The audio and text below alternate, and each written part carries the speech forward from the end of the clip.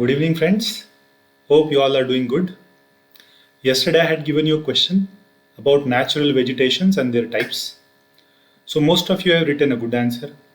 So, three types of natural vegetations you are supposed to write. So, jungle is there, grasslands are there, and bushes are there. So, most of you have written good answer. So, I have told you to discuss brief about each of them. So, forest, you should discuss all types of forests like we have equatorial forests, then you have evergreen, tropical evergreen, then evergreen, temperate deciduous, tropical deciduous, savanna type, and desert type. Then you have uh, on the tundra and taiga type of forest. Okay. Then you are supposed to discuss about second thing, that is a grassland. So savanna, you have a tropical grassland, and then you have a prairies, pampas, temperate grasslands. Okay. So in this way, you had to talk about different types of vegetations, and in brief, you have to talk about characteristics of each and every one of them. Okay. So if you are talking about the characteristics of these vegetations, then if you know, you can write certain other characteristics of them, like some are very useful for the agriculture, some are very useful for the fruit cultivation, some are very useful for the furniture making, some are very useful for the, let us say, mm, recreational purpose. Like grasslands for recreational purpose, they are very important. So in this way, you have to talk about different types of natural vegetation. So here you can draw more and more flow charts. There you can draw more and more diagrams. So make your answer more innovative by doing these things. Okay. So today we are going to see very short and simple chapter. Very short chapter. I don't think so much will be asked in the UPSC prelims from this chapter, but certain basic definitions of these chapters are very important to know. So about human environment, about human environment. So we had seen in first chapter about environment. So human environment, natural environment, so human made environment, these things we have seen. Okay.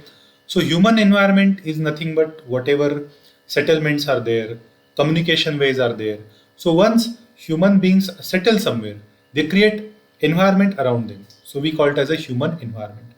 So human environment we can call it as these type of things, like roads are there, railway networks are there, communication satellites are there, settlements are there. They can be known as human environment. So let us understand this short chapter in a brief manner. So this chapter can be used for writing the answers by using the simple definitions given in this chapter. So, for example, first sub-para you can see about settlement. So, settlements are nothing but where we settle up, where human beings settle up. Once they decide to work at some place, they try to go and settle.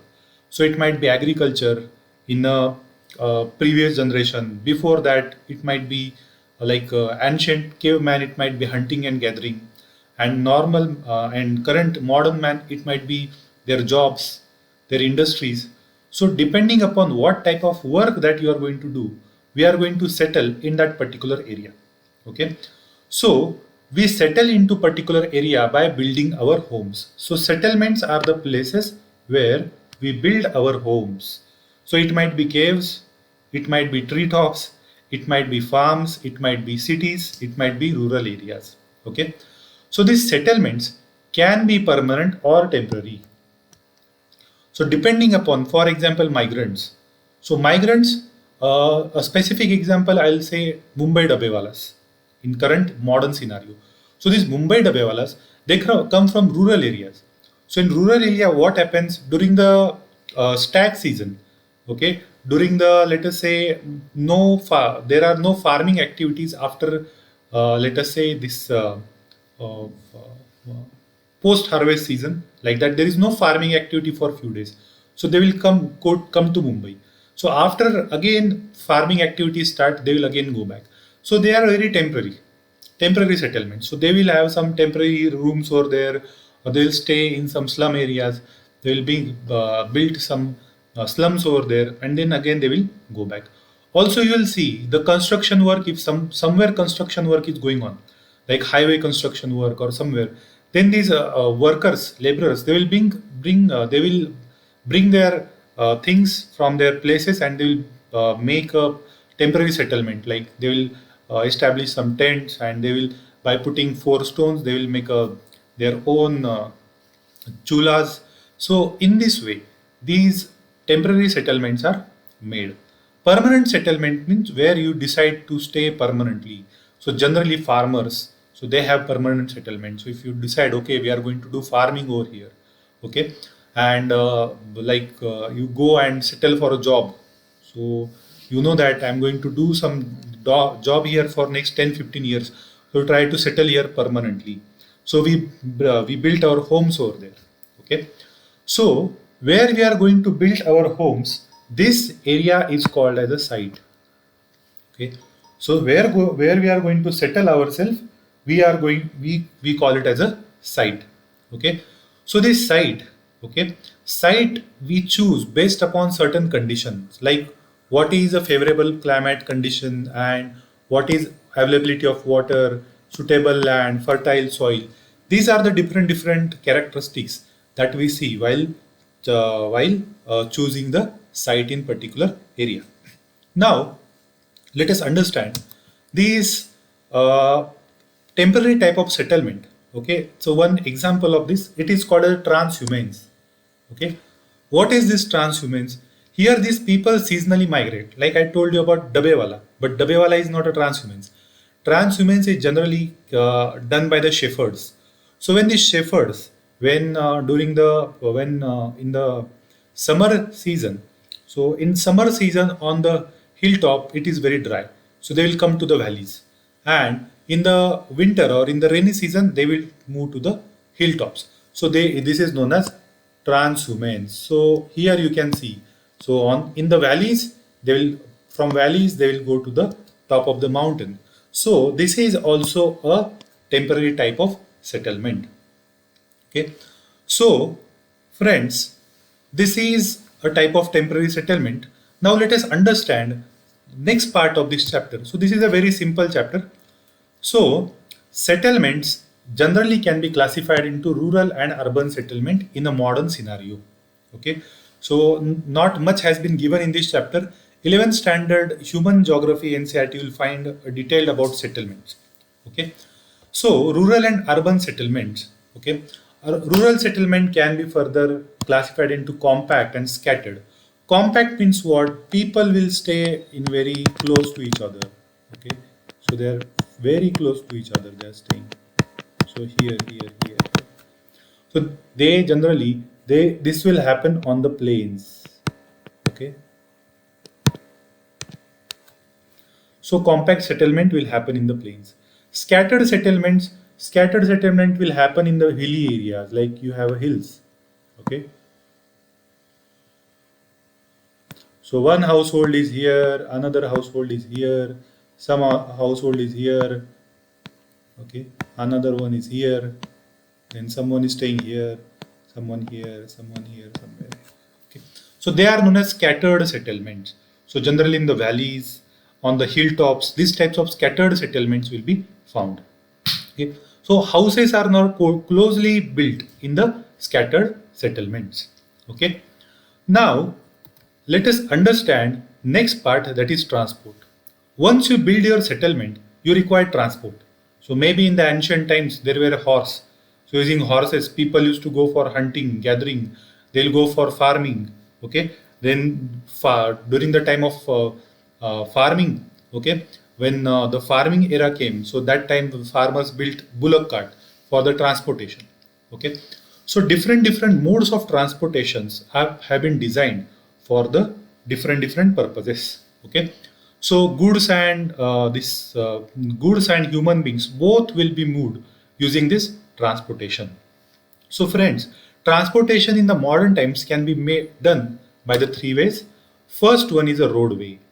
So you have heard about multiple projects like golden quadrilateral, okay, diamond quadrilateral. So these are the different projects for road and rail networks. So golden quadrilateral is nothing but it's a let us say quadrilateral which is connecting the four important uh, let us say hubs, business hubs in the India. So we know that Delhi, Mumbai, Chennai, and Kolkata, these are very important business hubs in India. If we connect them, then the mobility for goods and services and human beings will increase. So this is called as a golden quadrilateral. Then you have other roads like you have village roads like under Pradhan Mantri Gram Sadak Yojana. These village roads connecting village to village are built. Okay, so roads can be classified into two types. One is a metal road, that is a very strong road. Okay, so they put bitumen on that and they make it very strong. So it is called as a pakka road or metal road.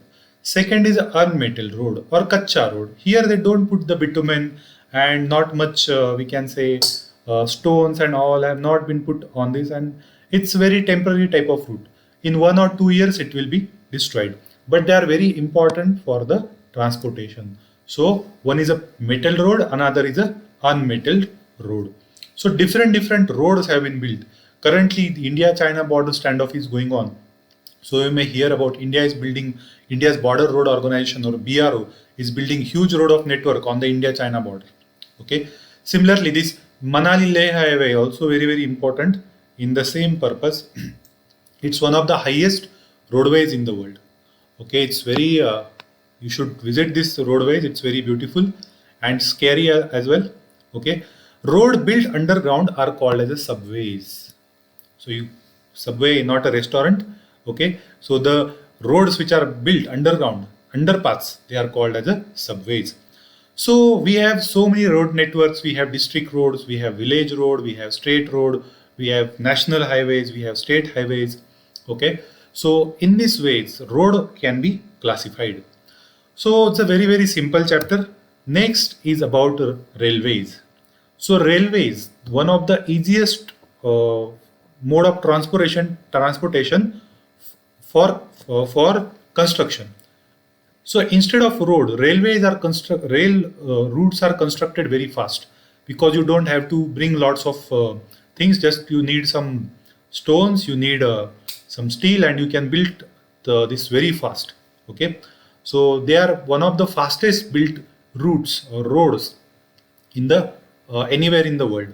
Okay, so this Xining and Lhasa in the China, okay, is 4,000 meter above the sea level, one of the highest we can say it's a railway route. Okay, so and then there is a Trans-Siberian railway network. So if you see the Russia, it's a huge Russia. It's a huge. So this Trans-Siberian road network, railway network, goes from this one end of the Russia to the another end of the Russia. Okay, so it is connecting Saint Petersburg with the Vladivostok. Okay, so this is a very important and very big rail network in the world called as a Trans-Siberian Railways. Okay, one of the longest railway routes is in a country, one country we can say called as a Trans-Siberian Railway route. Now, friends, third important rail after rail, third important is a waterways.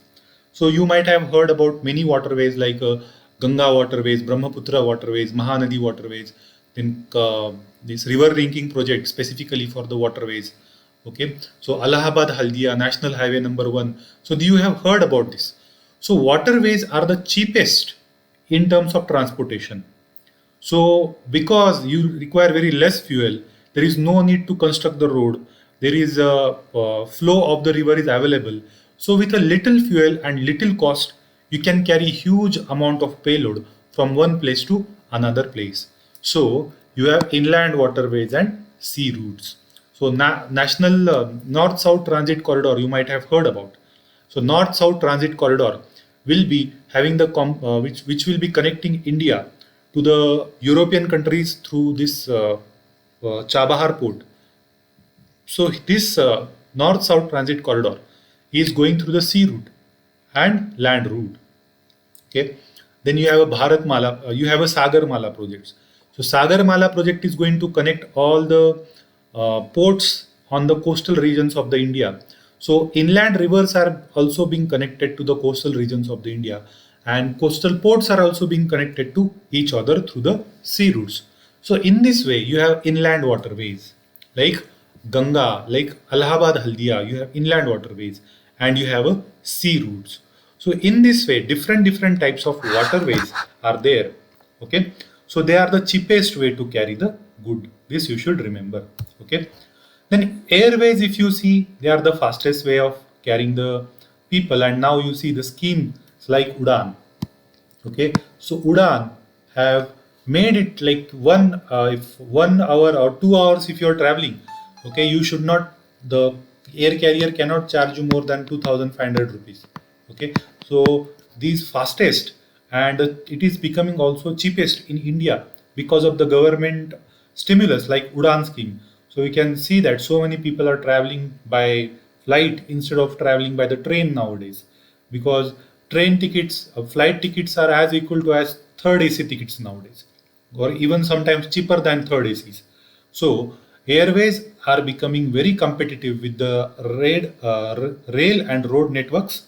They are very cheaper and very faster compared to rail and road, both the networks. Rails are more cheaper than the road networks. Okay. Previously, flights were more costlier, but now flights are becoming more cheaper than the rail networks nowadays. Okay.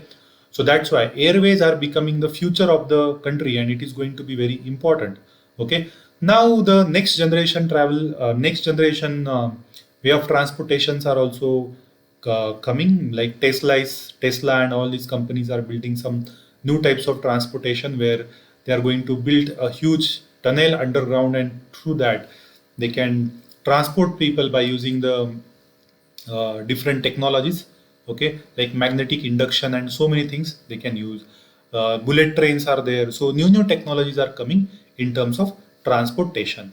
Okay, so hope guys you have understood about the transportation. Next part in the human environment is a communication. So communication is nothing but a delivering our message to the person who intends to take it. So that's why communication is very important way of delivering our message.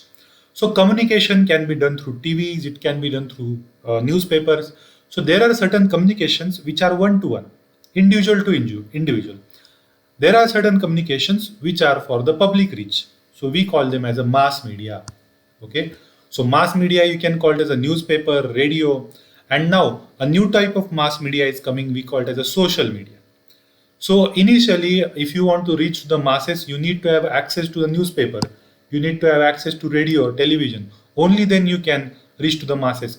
But because of the social media, okay, anyone can reach to the masses despite of not having access to the big media houses or big newspaper.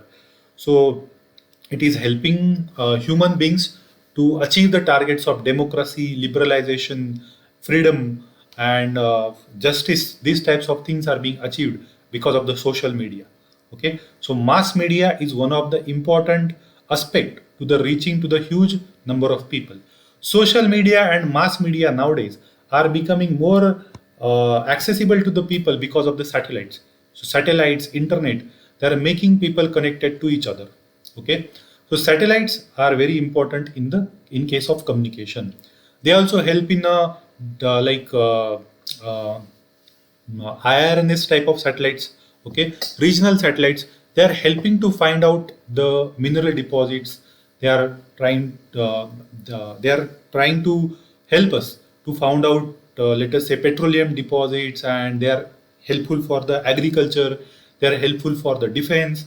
They are helpful for the remote sensing. So these remote sensing satellites are also very important for the creation of wealth in case of country.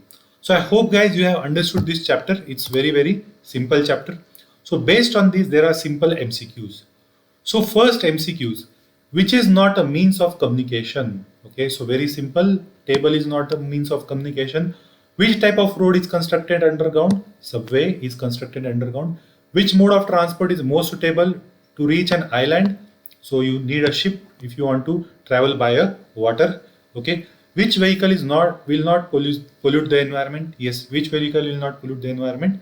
Very simple. Cycle will not pollute the environment. Okay.